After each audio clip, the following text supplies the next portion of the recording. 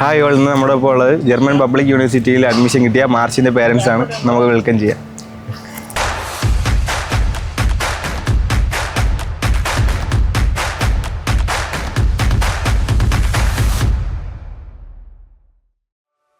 അപ്പോൾ ഹാപ്പിയാണോ ഈ ഒരു അവസരത്തിൽ?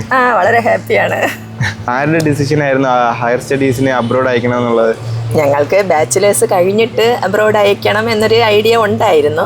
പക്ഷേ ഇപ്പോൾ ഇങ്ങനെ +2 കഴിഞ്ഞപ്പോഴേ ഇങ്ങനെ പലതും അന്വേഷിച്ചപ്പോൾ വർഷം വേസ്റ്റ് ആക്കാതെ ആദ്യമേ അങ്ങോട്ട് പോകുന്നതാണ് ബെറ്റർ എന്ന് ഞങ്ങൾ മനസ്സിലാക്കി.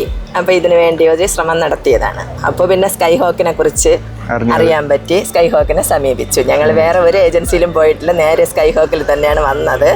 അവിടെ വന്നപ്പോൾ പിന്നെ വേറെ ഒരു ഏജൻസിക്ക് പോകണം എന്നൊരു തോന്നലേ വന്നിട്ടില്ല.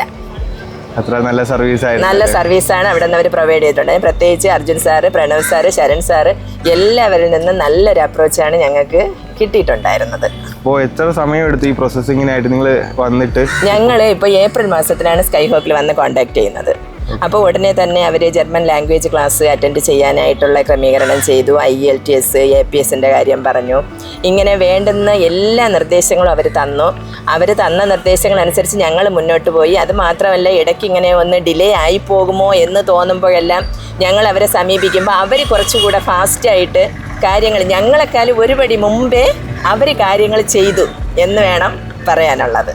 കാരണം +2 കഴിഞ്ഞ് ഇതേ വർഷത്തിൽ തന്നെ പ്രത്യേകിച്ച് ഈ വിൻ്റർ ഇൻടേക്കിൽ പോകാൻ പറ്റും എന്നൊരു 100% പ്രതീക്ഷയൊന്നും ഞങ്ങൾക്ക് ആദ്യം ഇല്ലായിരുന്നു. പക്ഷെ അതിന് സാധിച്ചു.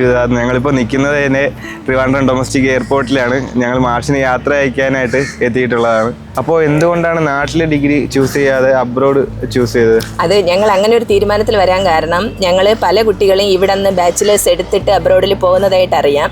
പക്ഷെ വീണ്ടും അവരവിടെ ചെന്ന് ഇവിടെ നിന്ന് 4 വർഷമോ 6 വർഷമോ ഒക്കെ പഠിച്ചിട്ടായാലും വീണ്ടും 2 വർഷത്തെ കോഴ്സൊക്കെ എടുത്തിട്ടാണ് അവർ അങ്ങോട്ട് പോകുന്നത്. അപ്പോൾ ഞങ്ങൾക്ക് അത്രയും പിന്നെയും കുട്ടികളൊന്ന് സെറ്റിലായി വരാൻ കുറച്ചുകൂടെ സമയം പിടിക്കുമല്ലോ.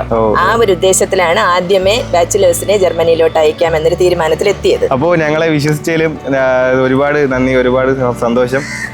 അപ്പോൾ താങ്ക് യു വെരി മച്ച്. ഞങ്ങൾക്ക് വളരെ സന്തോഷം. കാരണം സ്കൈ ഹോക്കിൽ നിന്ന് ഞങ്ങൾക്ക് കിട്ടിയ ഈ ഒരു സർവീസ് ഞങ്ങൾക്ക് ഒരു കാലത്തും മറക്കാൻ പറ്റില്ല.